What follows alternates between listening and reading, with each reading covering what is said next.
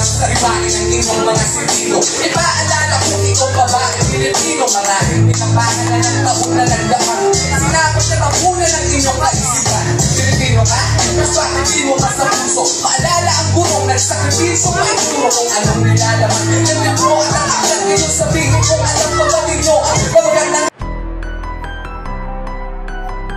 hindi na tama, huwag mo na yung uulitin. Pag inulit ko pa yan, ikaw ay aking papaluin. Sinabi ng mag-o, sa akin ang magandang asa na bumain. Matulog dapat unang magkasal. Sa kanila ako dapat una ng pumasa. Kung ilang butuhin ang isulat ng pag-ara kong pangalan. Imbis para sa pamilya, ginugol pa sa akin. Ako na supang ang mga ngayon ay pagkawagin para.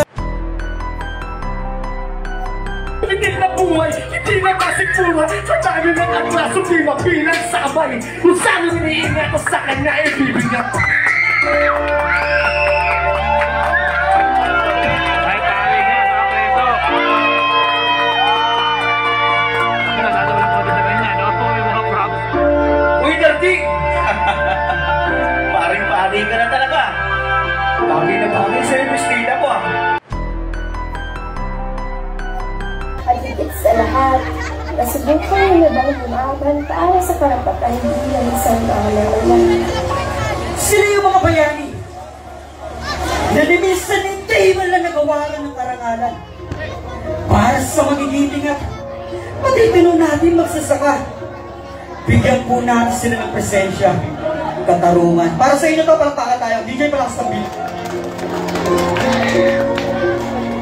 Sumulat sa pool na pagkabata, halos di ko natamasa. Umuwi ng payapa sa tinabangan ko na jansa. Palagi ang sabit ng karamihan na muling mababalik pa ang tamis ng sinilangan. Maraming katanungan ko sa utak, may tanong na nagkabahan ng puro utang. Subatang pabulong tinaparang nasa kahon. At pistolang pinantay, buhay pa ang iyong pagkatao. Paraan lang pinatay, hindi pa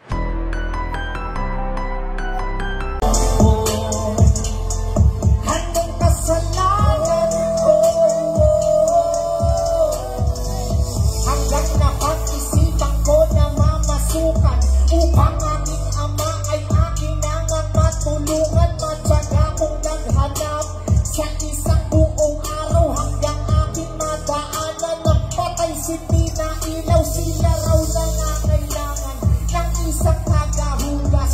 Ako na may maswerte magsisimula na bukas. Labis-labis ang tuwa na agad kong pinalito sa aking ama na halos siya ay mapaluwa.